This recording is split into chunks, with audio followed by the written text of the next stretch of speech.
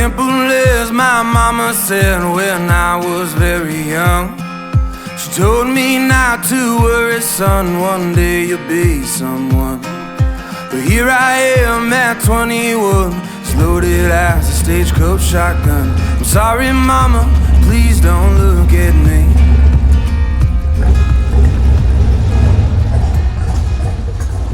I am Tony LaMott from Burnsville, Minnesota. We are actually in my shop in Amery, Wisconsin, where I live now. Shop is Damn Straight Customs. This is my Model A. I think I finished this about 5 years ago. Built the frame. It's got a Z in the frame. 53 Ford flathead, about 160 horse it was about. Yeah, 4-inch chop on the roof. So on the roof, we took 4 inches out of the pillar to get it low, get that nice cool look. Back in the day, if you put a dollar bill on the windshield, that was legal for cops to pull you over if you were smaller than this is bigger than that, but I didn't want to see when I'm driving, so we didn't go that low. Guess you chopped the roof just because that's what you did back in the day for the cool factor. Just gives it that nice ultra low cool look, and it's just kind of a traditional rod, so following the styling of the 50s and 60s, exactly what they did in that era. I did a wood roof insert on the top, which is kind of just something I made up and thought of. So it's got a quilted sapele veneer over the roof. It's just kind of a cool grain that I like. Yeah, it is 3-inch channel over the frame, so you don't see the frame sticking out below the body. 53 Ford flathead. It's got a Mercury crank in it. Bored 60 over. We're at about 160 horse on it. Gear drive customs made by Headers for me. Dual carb, Edelbrock, sharp heads. Cruise at 60 is nice, but yeah, you can go 70, whatever is fine too. Just 60 feels good.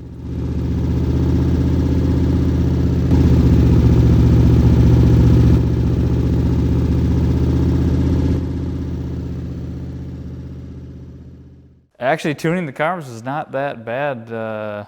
These are the new Stromberg reproductions out of the box, bolt on, hook them up, couple of adjustments, done. They actually were pretty easy. I had 94s on here first. I could not get those tuned. I like little details, so every single nut and bolt on this is chrome and pretty much all the little acorn nuts, just because. I don't like aluminum and polishing it, so I had everything that was aluminum chromed.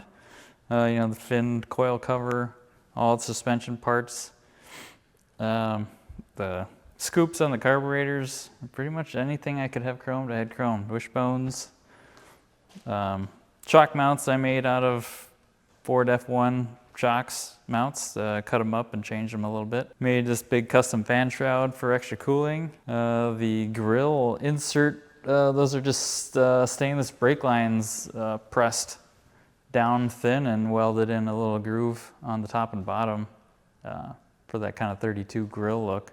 Melted wax, filled the brake line with wax, put them into pressed brakes, smashed them down to a certain thickness, and then heated them up to melt the wax back out. Headlights are kind of the traditional. They're just the remakes, they aren't the original guides. They're a little bit smaller than the original, and the other ones were a little big. They didn't fit very well right there. Yeah, so to go with the traditional theme, I wanted red and white pinstriping on a black car, because that's how it should be. Monty Roach did all my pinstriping for me quite a while ago, but he is no longer in the area, but great guy if you ever get a hold of him. He was a new and upcoming guy. He was 24 years old at the time, and I liked his style, and he's just starting out in a new business, and figured I'd give him a chance. So I'm running 12-inch Buick drums, all original drums from back in the 60s. Wilson welding backing plates to kind of match the drum brakes. Just kind of the bigger drums that they used back then for cars, because they were big and worked well to disperse heat for racing, is why everybody used those Buick drums. Oh, lots of info on building this came from the ham. Few parts, like the drums I ordered from there, the car, the body itself I found on the ham. Whitewall, just, yeah, correct to the era. For those, big wide whites is what a lot of people had and ran. The bigger tire up front is more of an East Coast look. I guess I picked those rims. They're a 1-year rim off a Ford shoebox, I believe. They're the only ones that are 16-inch with a 4-inch wide. And I just like the look. That's just a style that was in my head. So sought them out, found them, got those. Black, everything needs to be black. Black is just a good color. I did a satin finish just because most of these cars ran around in primer. So they always had a satin finish. Nobody really could afford paint. Some people could, but a lot of them were in primer. So that's the vision.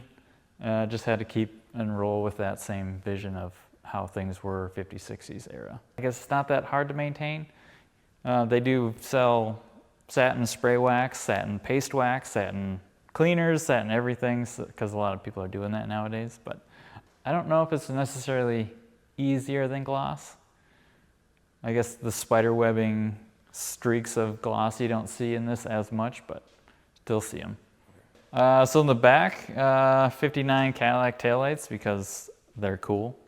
They're Frenched in, and they gave a little lip around there to give it a little flare.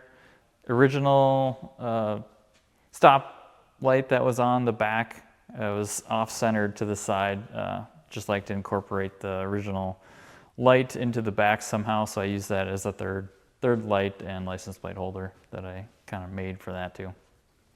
Rear end is out of a late model Mustang, happened to be right width, and I could put drum brakes on it because it didn't make sense to put drum on the front and disc in the back.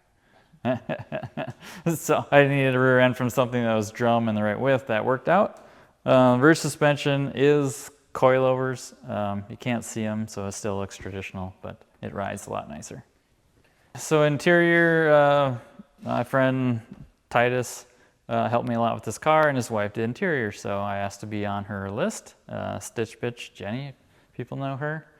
And I just kind of told her, what do you think for the style of this car? And she's like, I really want to do white diamond double stitch. So I just kind of let her run with her imagination. She knows interiors and knows what looks good on the cars, so pretty much told her to go ahead and go whatever you think. And yeah, they're just aluminum bomber seats she made covers for and padding, so you get a little bit of ride. It's cushioning and not straight on aluminum, and then it's a 35 Ford dash cut and narrowed to fit inside here. I louvered it for a defroster. Stick shift, I don't know, it's just always the cool, you see the Rat Fink driving up here with his shifter out of the roof, it's just kind of the cool thing. So I made the big shifter. It is a spider web with the Black Widow spider in there. And where'd you get it? That was from C2R, Concept 2 Reality, same company I got my steering wheel from.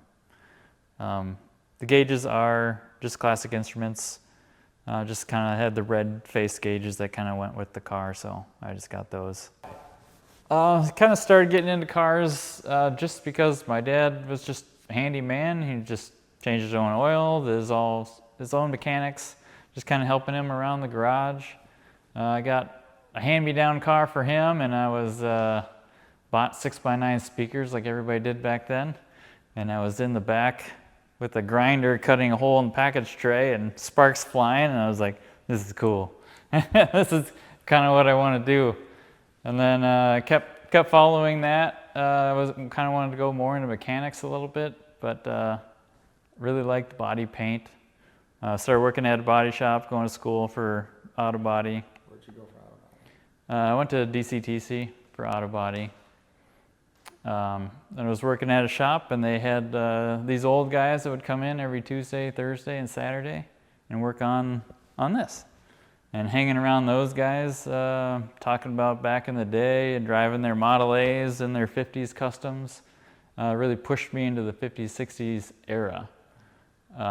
So I had this Chevelle over here that I was working on, and I put that to the side and bought this because I thought these were cooler. Yeah, so the Chevelle I got during high school and drove it around for a while, and then started tearing it apart And then I thought this would be a faster project and cooler, so I got this. And this ended up taking 7 years, so it wasn't very fast. Cooler. But now I got this to drive, and I am actually working on the Chevelle, finally, again. Hopefully getting that running in a couple of years. Just go to shows, hang out. Go to shows, talk to people. People love to talk about their cars, and they have a lot of cool stories usually. So just talk to people, hang out with some older guys, join a car club. A lot of times they're looking for younger members to join because they want to keep this culture going. So it's really easy for younger people to join. Then you get to go around, hang out with cool old guys, hear stories, and work on cars.